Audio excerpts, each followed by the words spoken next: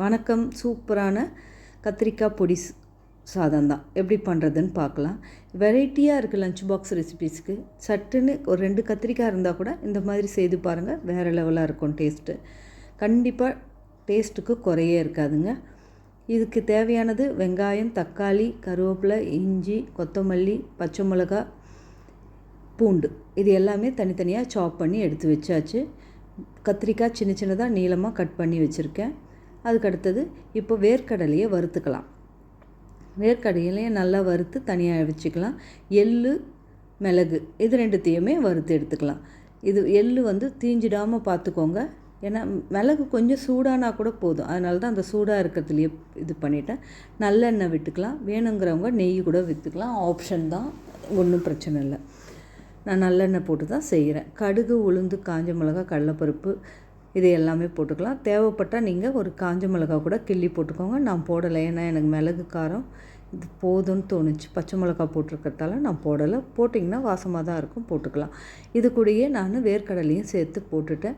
நல்லா வறுபடட்டும். நல்லா வறுபட்டோடனே நம்ம பொடியாக சாப் பண்ணி வச்சுருக்கிற பச்சை மிளகாய், இஞ்சி, அந்த பூண்டு அதை போட்டுக்கலாம். அதை போட்டு நல்லா அது கொஞ்சம் ஃப்ரை ஆனோடனே ஒரு 10 செகண்ட் இருக்கட்டும். அதுக்கப்புறம் கொத்தமல்லி போட்டு சாப் பண்ண வெங்காயத்தை ஆட் பண்ணிக்கலாம். நல்லா ஆட் பண்ணி அதை வதக்கி விட்டுட்டு, இந்த வெங்காயம் ஒரு 60% 3/4 பதம் வந்தால் போதும். அதுக்கப்புறம் அது வேக வேண்டியதில்லை. அது கூடயே நம்ம தக்காளி சேர்த்துக்கலாம். தக்காளியை நல்லா சாப் பண்ணி வச்சுக்கிறேன். தக்காளி ஆப்ஷன் தான், வேணுங்கிறவங்க தக்காளி சேர்த்துக்கோங்க, இல்லைனா கொஞ்சம் புளி விட்டுக்கலாம். நான் புளிக்கு பதில் தக்காளி விட்டுட்டேன். நல்லா இருக்கும்னு சொல்லிவிட்டு நான் தக்காளியை போட்டேன். இதை நல்லா கிண்டி விட்டுட்டு இதில் போட போகிறது வேணுங்கிறவங்க காஷ்மீரி மஞ்சத்தூள் போட்டுக்கலாம். காஷ்மீரி மிளகாய் பொடி போட்டுக்கலாம் கலருக்காண்டி. நான் போடலை. இப்போது வெட்டி வச்சுருக்கிற கத்திரிக்காவை போடலாம். தக்காளி நல்லா மேஷ் ஆகிடுச்சு, அதனால் வெட்டி வச்ச கத்திரிக்காவை போட்டு நல்லா திருப்பிட்டு நான் குழம்பு மிளகாய் பொடியே போட்டுக்கிட்டேன். தனி மிளகாய் பொடி கூட ஆப்ஷன் தான், போட்டுக்கலாம்.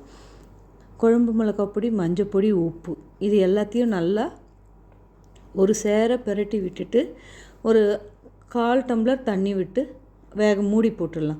மூடி போட்டாலே கத்திரிக்காய் எப்படி பார்த்தாலும் ஒரு 2 to 3 மினிட்ஸுக்குள்ளே 2 to 3 மினிட்ஸில் அது நல்லாவே குக் ஆகிடும்.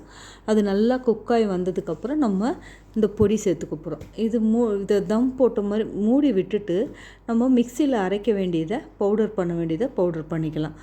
இந்த வேர்க்கடலை, எள்ளு, மிளகு இதை நல்லா பொடி பண்ணி எடுத்துன்னு வந்துடலாம். கொரகொரப்பான பொடியாக இருந்தால் நல்லாயிருக்கும். அந்த மாதிரி பொடி பண்ணிக்கலாம். இந்த மாதிரி சிம்பிளாக லஞ்ச் பாக்ஸுக்கு டெய்லி யோசிக்கிறோமா, அதுக்கு தலைவலியாக இல்லாமல் இந்த மாதிரி செய்து கொடுங்க. பசங்களும் விரும்பி சாப்பிடுவாங்க.